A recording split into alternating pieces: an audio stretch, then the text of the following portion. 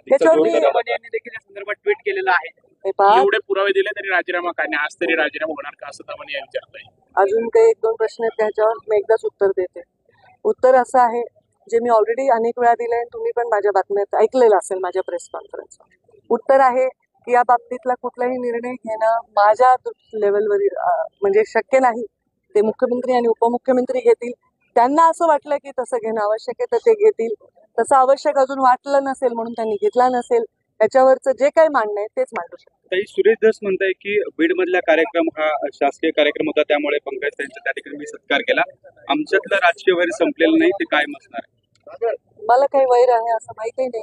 आणि हे तुम्ही जे म्हणताय तुमचं बोलणं खरं धरून मी याच्यावर जे टिप्पणी करणं उचित नाही.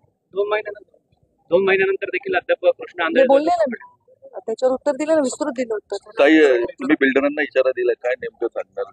नाही, मी इशारा नाही दिलाय. जे परवानगी घेतात त्याच्यासाठी आम्ही काही ग्रीन एनर्जीवर जास्तीत जास्त फोकस करण्याचा आग्रह नक्कीच करणार आहोत. एकनाथ शिंदेचा वाढदिवस आहे, काय शुभेच्छा देणार? आज उपमुख्यमंत्री एकनाथ शिंदे यांचा वाढदिवस आहे. मी मनापासून त्यांना शुभेच्छा देते. मुख्यमंत्री म्हणून ते खूप लाडके भाऊ ठरलेले आहेत.